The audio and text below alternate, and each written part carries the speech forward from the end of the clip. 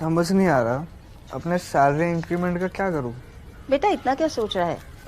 अपने mutual funds के SIP का टॉप अप करा ले। This is the right time. क्या समझ में नहीं आया? बेटा इतना क्या सोच रहा है? अपने म्यूचुअल फंड्स का एसआईपी टॉपअप करा ले।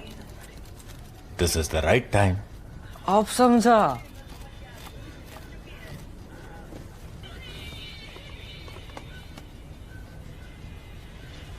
Mutual fund investments are subject to market risks. Read all scheme-related documents carefully.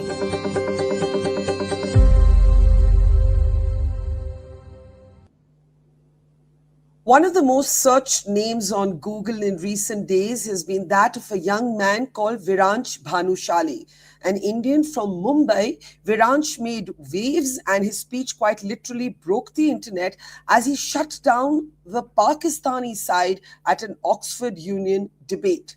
A debate where he was arguing against the motion, a debate that spoke about how basically India's policy towards Pakistan was driven by populist politics. That was the essence of it.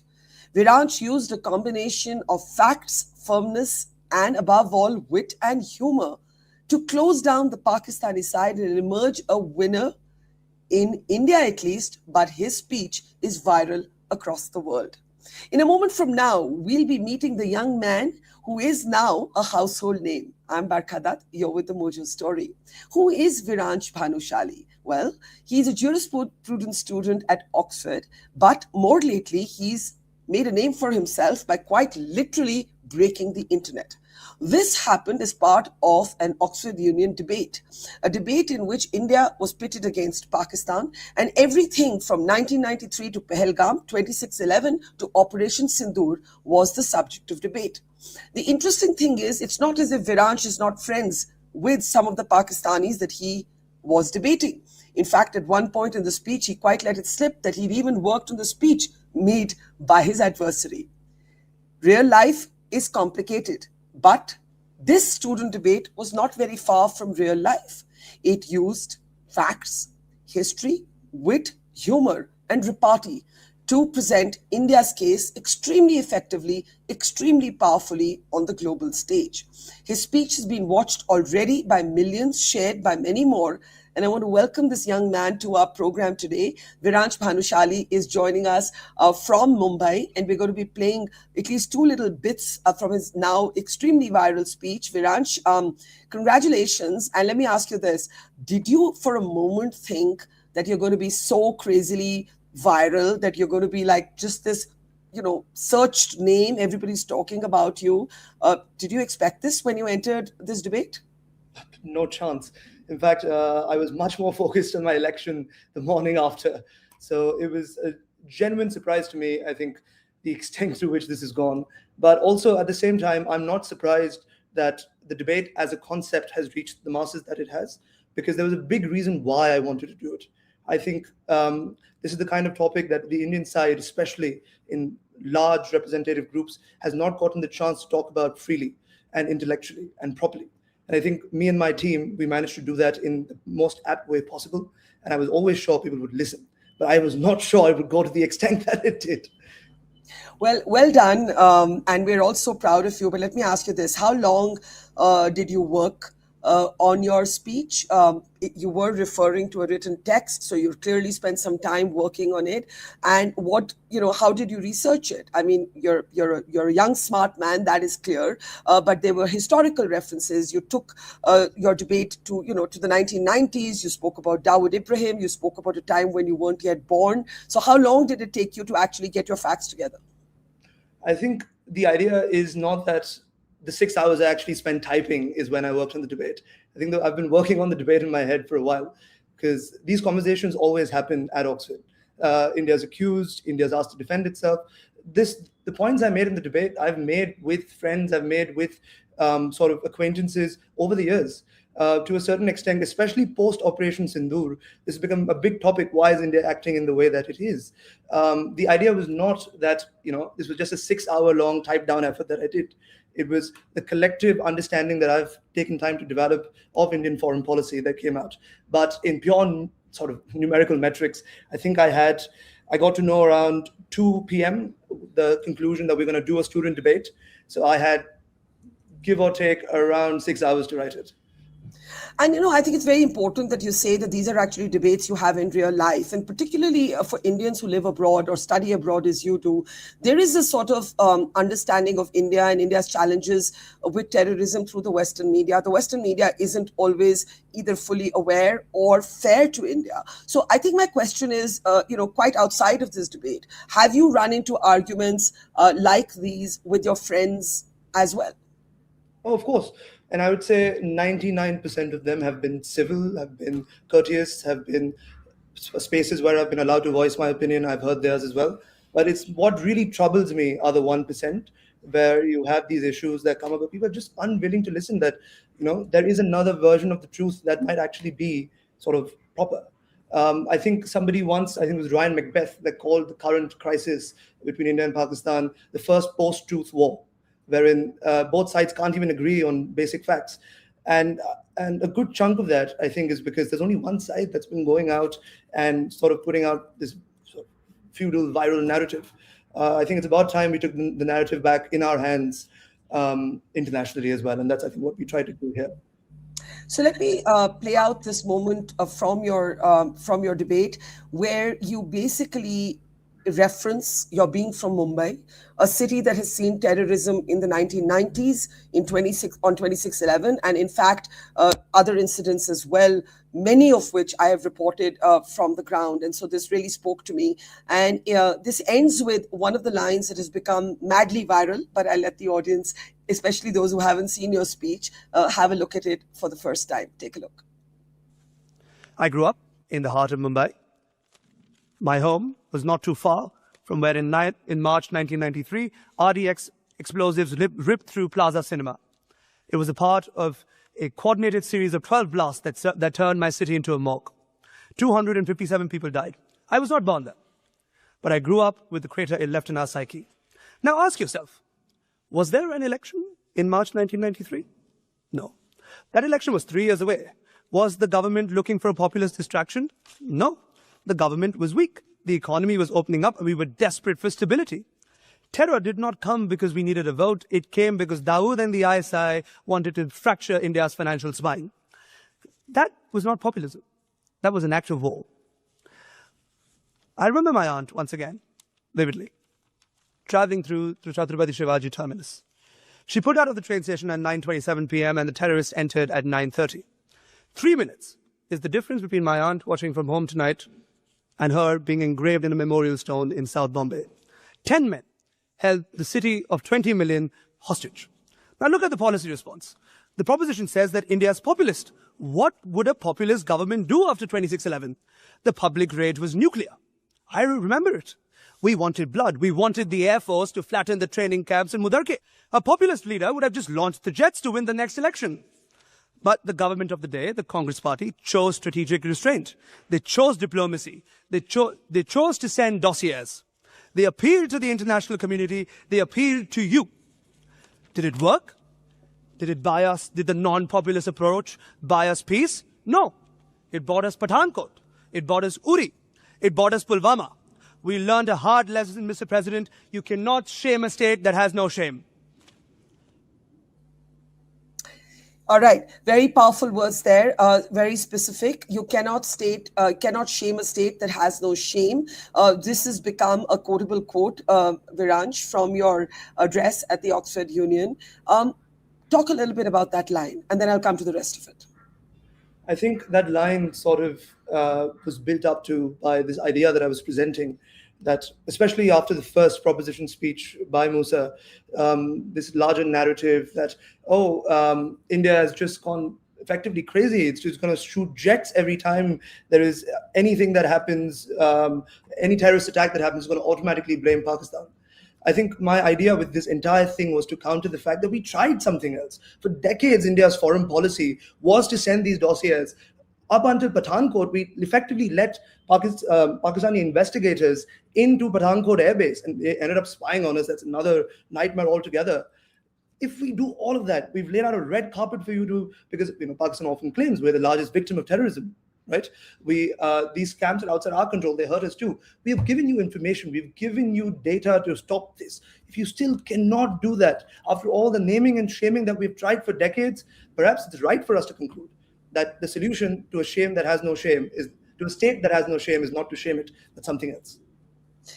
I want you to talk a little bit about being a boy from Bombay or Mumbai, because, in a way, many cities in India, many states in India have been at the receiving end of Pakistan-sponsored terrorism through their proxies. But in particular, Mumbai, you talk about the Dawood Ibrahim years. Dawood is, reported now for years to be in hiding in Pakistan's Karachi. You talk about 26/11, those images are on our screen. You talk about not yet having been born in the 1990s when serial blasts would rip through the city you're from. But you speak about your aunt's experience, how a few seconds, a couple of minutes saved her life. I'm sure your sort of growing up, the way, the conversations at the dining table, what your family spoke to you about, how you came to understand terrorism, how you probably watched it as a young boy, if I may use that word, on 26/11, also shaped all the thoughts you have today. So talk a little bit about that. So my aunt is Bhakti Fuya. She's been asking for me to name her for a while. So there you are, Bhakti Fuya. I'm glad that the aunt finally has a name. Well done. She's my father's sister. So I found this out like much later. I think I was having a random conversation about sort of this. I think right after we had done the Balakot strikes about terrorism on the dining table. Imagine this; these are dining table conversations in the country where the impact of terror is not felt sort of magnanimously towards one side. Everyone feels it.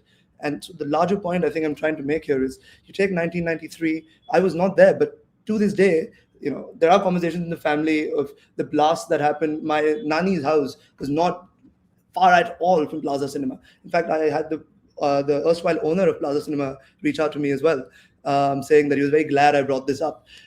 Things like this, even though I'm a decade later born, still have a conscious impact on all of us.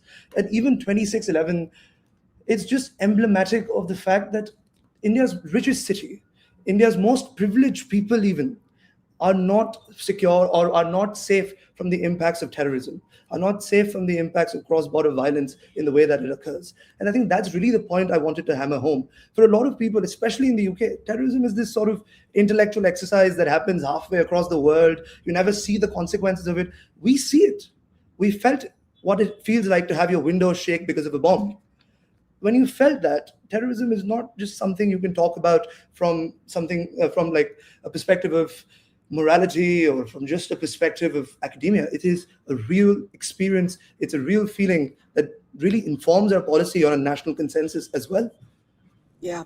And, there is this Western double standard as somebody who has spent a significant amount of time either studying or sort of working abroad in patches of my life.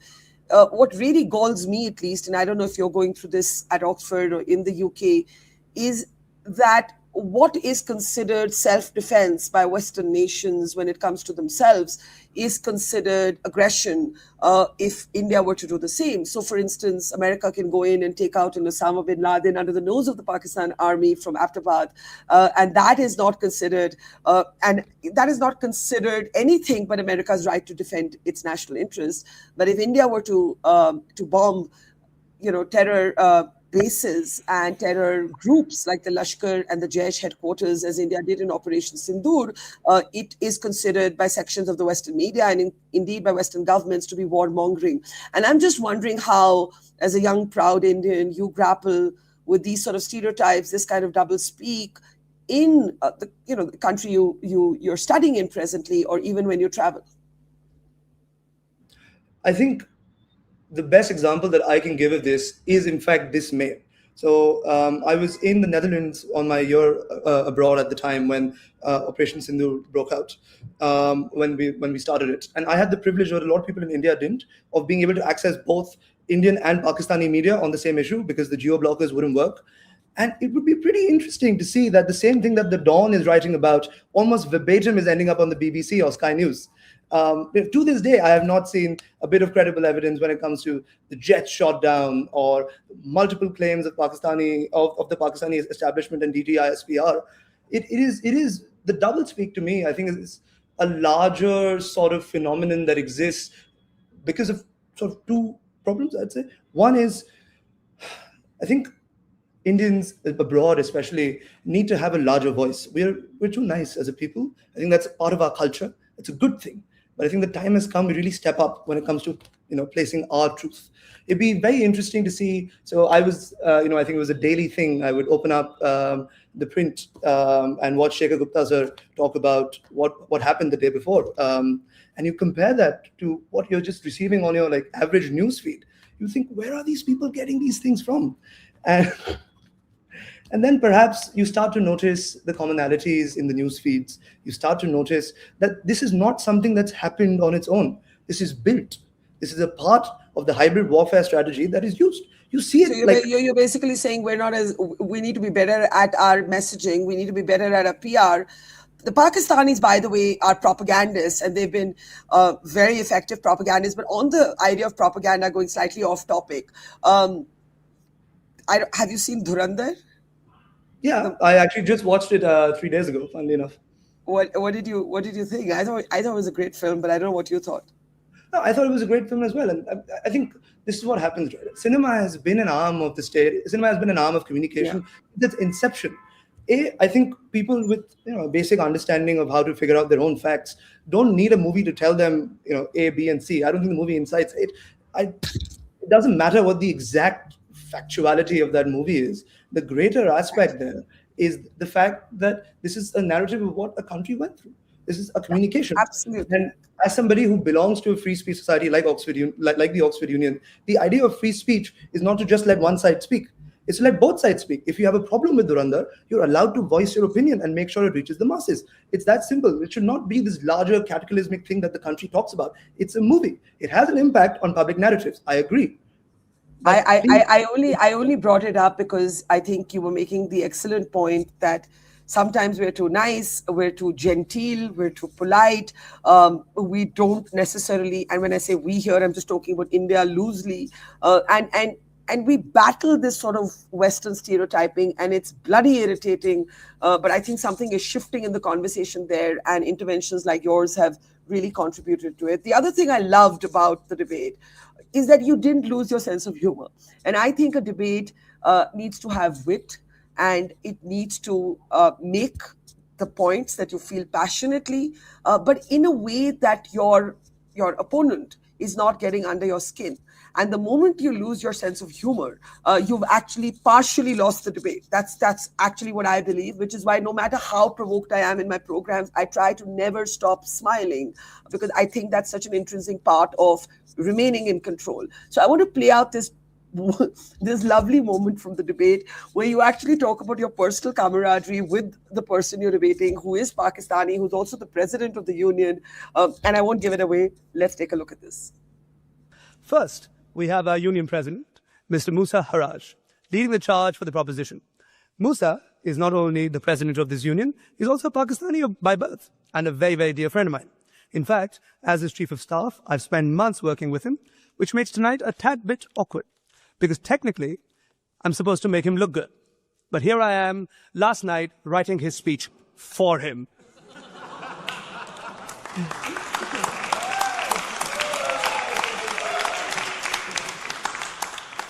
Musa, you've had an interesting term, haven't you? Just a few weeks ago, Point of information. Yes. So you're admitting in a chamber that what I just said was written by an Indian you. To respond, I shall gladly admit that sometimes it takes an Indian to clean up the incompetence of a Pakistani.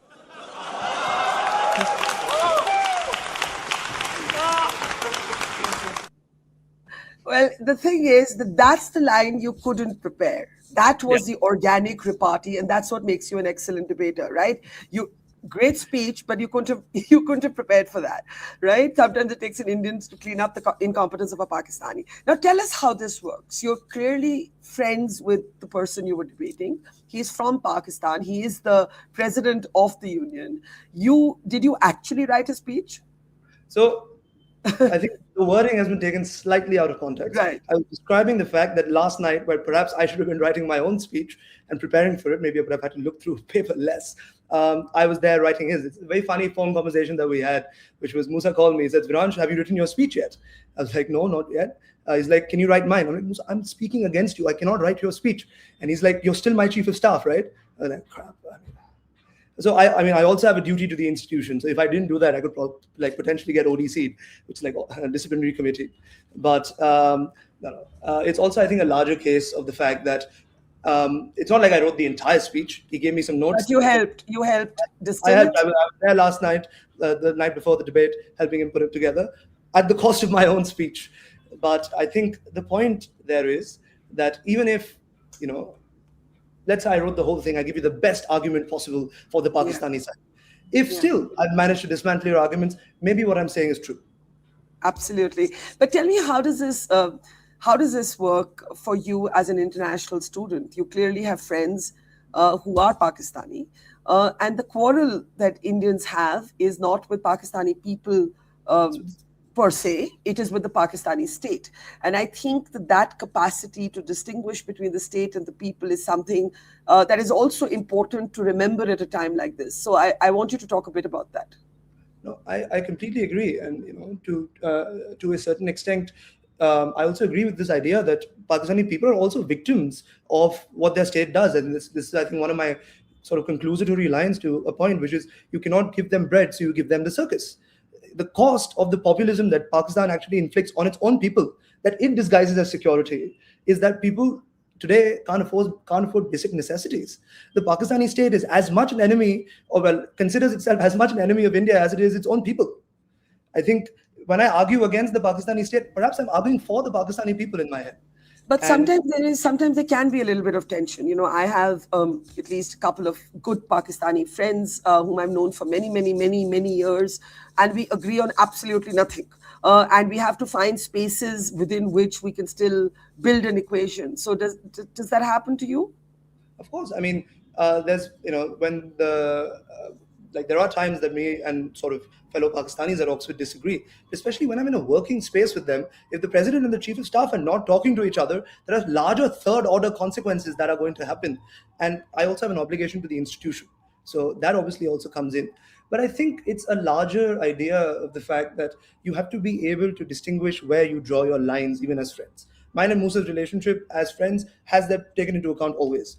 I think there's a very etched moment in my head when I first was very vocal about Operation Sindoor, which was around when it happened in May. I posted a lot of Instagram stories. I lost a lot of friends that were Pakistani as a result of that, because of my support for the Indian government. And one of my former Pakistani friends actually went up to Musa and asked him, how can you still be friends with Viraansh? He's pro-India, whatever. And he was like, and this line still sticks with me. I mean, what do they expect you to be? Like, exactly. You're Indian. Exactly. Why won't you be pro-India? Like, I don't understand. Exactly, right? And so the line that he said was, I cannot make a man argue against his country. And I think if you have that amount of respect for two people as individual human beings, that you respect each other's ideas, intellect, and qualities, arguments and debates can occur. And I think that's the spaces we need to promote. I think what's also, Viraansh, refreshing to see is that, it is possible to be liberal in the truest sense of the word, which means that you have space for another person's argument, but your red lines are your own. And I feel no apology, no defensiveness in being socially liberal, intellectually liberal, but emotionally, fiercely Indian. And I think in many ways you captured all of that in how you expressed yourself. Yeah. No, and I sort of agree with this idea as well, that if you just basically break down our culture, I think our culture is one of respect. My job when I'm out there debating with people is not necessarily to put the other person down. It's to put my country, it's to put my topic up, right? And I think when people understand that distinction, that you can win, not necessarily by putting someone else down, but by making sure that your case, your arguments are strong, I think that's where the real debates come in. I want to end on a lighter note. How are the proud parents? Of course, the proud aunt, the much referenced Aunt Bhakti. How's everybody feeling? I'm sure they're beaming from ear to ear, but how's this playing out among friends and family? was a very fun story my dad actually told me. So what you don't see in the video is, in fact, my mic was slightly off that day. So people in the chamber couldn't really hear me that well, nor could my parents. So my dad actually walked out of that debate thinking it was a bit of a crap speech. And then he saw the video and he was like, oh my God. So That is funny. That is funny. That is so funny. Everyone's very proud. Everyone's very happy. I'm very grateful for them. I could not be at Oxford. I could not even a percent of where I am today, if not for my parents and for my extended family. And, maybe I'll take this moment and say thank you, everyone. Oh, what next? I know you're studying law. You're studying jurisprudence. Any plans for the future, or too early to ask? Well, this is, I think, an idea I've always had in the back of my head, and perhaps after this, I'm going to take it a lot more seriously, which was focus on, of course, my training contracts, the law career later, but take my year out after I graduate, come back here, go to Delhi, work for a year, give one attempt at the UPSC. We get it. We get it. Yes. I get it. I don't get it. You see something else. But now that's become a much more serious contention, given the space that potentially I can provide. Well, I was just going to say that after you have represented India in the way that you have, I think a lot of people would like to see you in public life in your own country. Yeah, but I think the biggest thing for me is there's a lot more deserving people than I am as well. I think the UPSC is so fiercely competitive. Serving India is so competitive, and that warms my heart as well. So many people want to work for the country. People often ask me why Oxford. My usual response to them is because it was easier to get into than NLU Delhi. That is actually not even untrue, and I see where. Yeah. But listen, this all sounds brilliant. Would love to see somebody like you in our civil services, in some form of public life. A lot of comments in the audience are saying this is a young Shashi Tharoor. Have you heard a little bit of that in the last few days? Yeah, I've been getting that. I have my own sort of massive respect to Shashi Tharoor. So we also reached out to him for this debate. Unfortunately, he couldn't make it. Especially from the Oxford Union's perspective, his speech was, I think, one of the first ones that took us as an institution in sort of the media sense to where we are today as well. So we're also always grateful for him for that. But I think Shashi sir is amazing. He's done a lot for the external affairs of this country as well. And perhaps if I'm merely a shadow of him or Jai Shankar sir, I think I would have done my parents and myself a little bit proud. Well, we're all very proud of you. I think it's been brilliant. There are so many comments in the audience. Also, one saying, as mother, as son. So somebody's doing a special shout out for your mom there. And I'm sure your parents are very proud. But even people My who dad right there, actually. Oh, that's your. Is that you in the photo? Is that Yep. you in the photo? Yep, that's Where's that? What's the story of that picture? Oh, that's us in Mahabaleshwar doing one of those ATV cart thingies. Lovely. I think I was like 2 years old in that. Were you a precocious young child? You should ask my mother. No, really. It's great. It's brilliant. I enjoyed it thoroughly. I think you made so many Indians so proud. And may you keep shining and, love the idea of you in the UPSC or any form of public life in India. And this is, I think, genuine intellectualism, to take ideas and apply them to the real world and not leave them sort of between the pages of books. We wish you the sort of the very best, Viraansh. Well done and take care. Thank you so much. Thank you. Bye. It's great to see you here. Thank you for watching our work. If you haven't subscribed yet, don't forget to click the bell icon and subscribe to Mojo Story and support independent, robust journalism.